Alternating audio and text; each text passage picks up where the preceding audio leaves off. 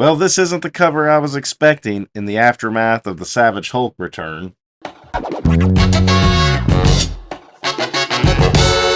Welcome to Read Your Comics. My name is Daryl, and I am your host, and I am covering the Peter David Hulk run of The Incredible Hulk. The last episode I did on this series was the return of the Savage Hulk. Peter David had not written the Green Hulk to this point, and in my mind, he was back. That was the Hulk going forward. And the follow-up issue has the Hulk and Betty having a laugh. What a great way to pull young readers in, right? I joke. I do like this cover. I mean, after the intensity and action of the last issue, I think having like a slow down, recover issue isn't a bad thing. And there's still action in this issue. Dale Keown, of course, draws it marvelously. Quite a bit different than the last time we saw the Hulk and Betty together on issue 344 by McFarlane. But once again, it's in front of a full moon. Let's dive into it.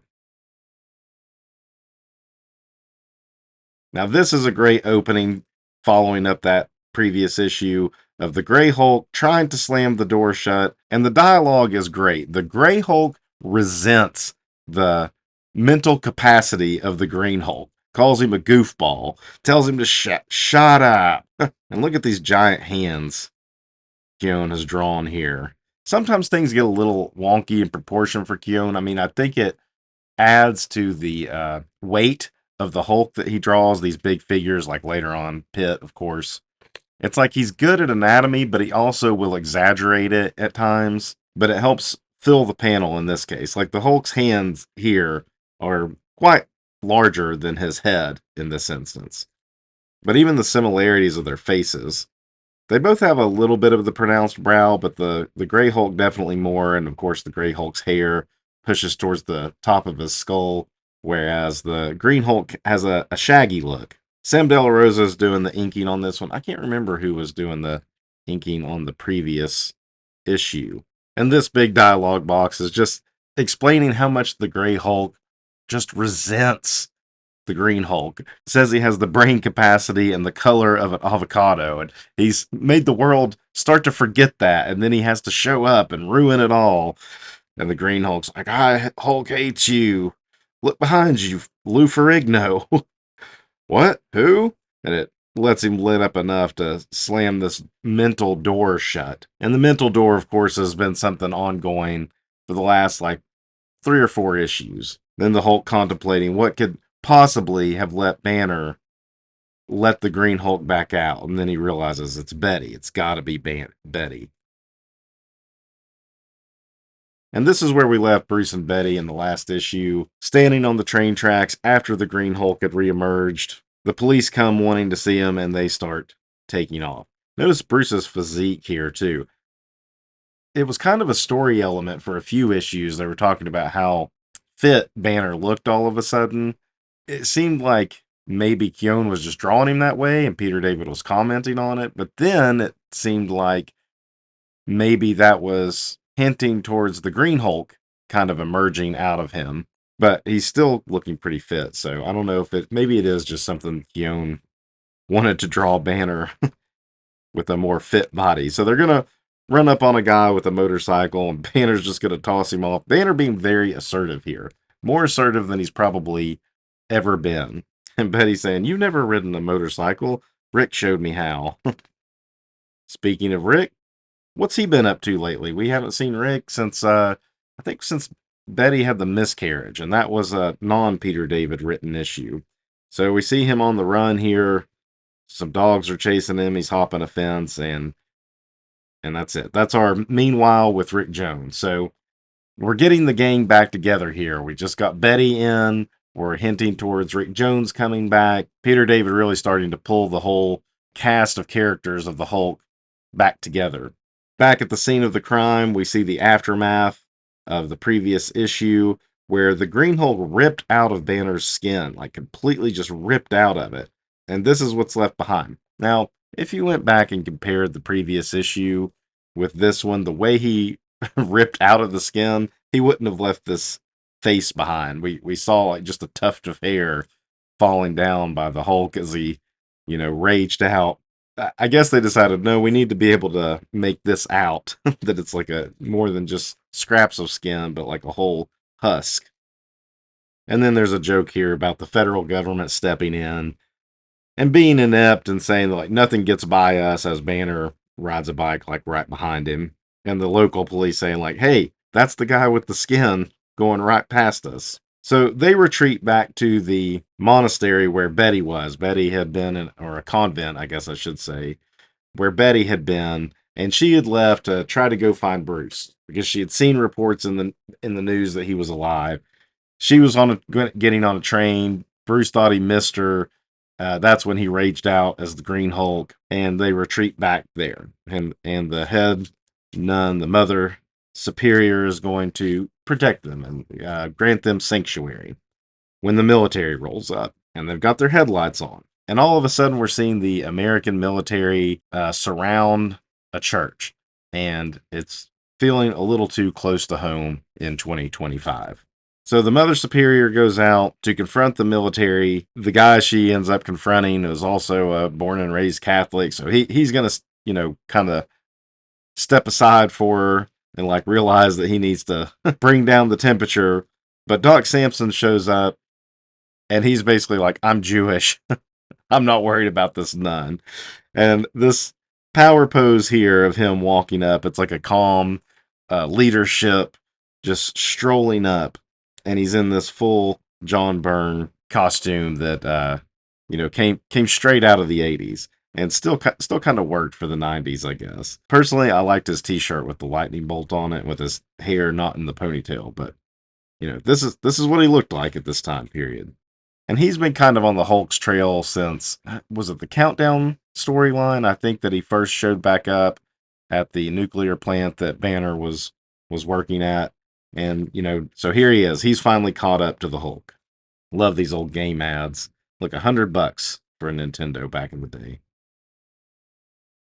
So Samson's basically saying, like, well, we're not leaving. The banners need to come out. And then he realizes the sun just went down, and he's telling the military, the feds, that they should back up. And they're like, well, no, we saw the Green Hulk, and the Green Hulk and the Gray Hulk, they don't coexist. Samson, oh, of course, they couldn't possibly exist.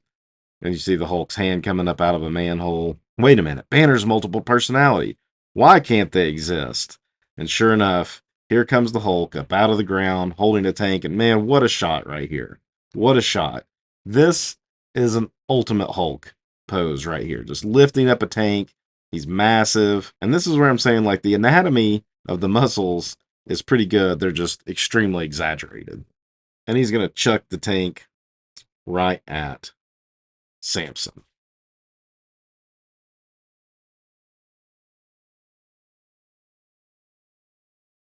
So it's going to kind of take Samson out of the action for a minute anyway. It's going to throw him into a body of water. Under a tank, he's going to have to get out of that. Meanwhile, the military does its military thing and stupidly starts shooting at the Hulk. The Mother Superior runs back in, bullets flying everywhere, and the Hulk says, "Punctured nuns? That'll really make you guys look good. Next thing you know, you'll be hitting each other. Looks like I have to stop you for your own good." Boom. Nice thunder stomp reverberating, throwing everybody up in the air. This guy thinks he's going to get a raise by throwing a grenade at the Hulk, whose mouth is open, and he gets a hole in one. I mean, what are the chances of that? It hits him right in the mouth, and then he starts to like choke on it. And the Hulk is genuinely worried here that if this grenade goes off inside his mouth, that's like a sensitive area to him. I would think it would all, like his whole body, even inside and out, would be pretty impervious to a grenade, but he doesn't know that for sure. So he's pretty worried. He's going to give himself the Heimlich, and right as he's able to like spit it out, it blows up in his face. And this is a great sequence coming up. He's like, "Ah, my eyes." And Samson, who shows back up, is like, "Here, it's Leonard. I'm actually here to help you, Hulk." And you turn the page and you get, "Sucker." Like a boo. And this two punches, whap and choom, wham, three punches, and then a stomp. This is a great sequence page right here. I really liked this page. These two pages, really. Samson's swearing he's here to help. Looks like the shadow there makes it look like he's already got a black eye. I don't think he does yet. this panel, I like the perspective of this with Samson kind of down a little bit, the Hulk getting ready to just do a 2-arm swing down onto him, but Samson's able to block it and get a gut punch in and a groin kick. But man, look at this right here. And man, does this not look like a John Byrne? The whole thing, face, layout, body position, all that. Definitely pulling from Byrne in that one, if nothing else. Groin kick, Hulk grabs him by the head and wham! So he's pretty beat down now. You see it in the word balloon is weary. He's like, listen to me, I can hear you fine from over there. And then just kind of a more gentle looking Hulk, realizing, like, you know what? I need to get out of here. He insults the army, says the Marines are better, tears through the side of the building to get Betty, and is like, come on, Betty, we're out of here.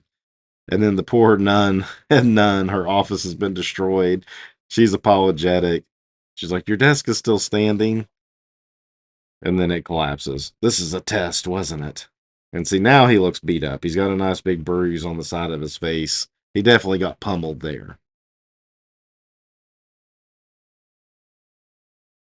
And then we get a very similar thing that happened in Hulk 344, uh, sort of recreated, but where that took like a whole issue, that he just does it in this one page here. So she asks where he's been all these months. He's like, none of your business. You hate me anyway. And she mentions how she spent all these months learning how not to hate and to accept like the things that's happened in her life and to persevere and so forth. And calls him out for caring for her the same way that Bruce does, which I'm pretty sure that was the same conversation they had in 344. But that was a long time ago. A lot of new readers have probably jumped on between then and now. So, it's been like 2 years. So even if you were a monthly reader, as I was, you probably forgot some of that. So it's a good little one-page kind of reminder, a sort of a recap without, doing a flashback to it or something. And then that issue actually ended with like tears and the Hulk like kind of holding Betty. But this one ends with them having a laugh where she starts laughing and she's like, I'm picturing you and the Abomination and the Leader as a support group in little folding chairs. It's like, oh, you've lost it. Little chairs that keep breaking under us. Ha ha ha ha ha ha. And this was actually set up on the last page, because he said something to the military guy about how it almost made him laugh, and nobody ever does that. But here, a page later, Betty is doing that. Letters page is a little behind, as it normally is. It's wrapping up the countdown storyline. I'm looking forward to kind of diving into the letters page when we get to it, covering the issue before this where the Green Hulk returns. That'll be one that I'm going to try to make a mental note that when I get to that video with that letters page, I'm definitely going to see what some of the readers had to say about that at the time. It's setting us up for next month with the Thing. We'll see what happens. That's it for this one. Until next time. Read your comments.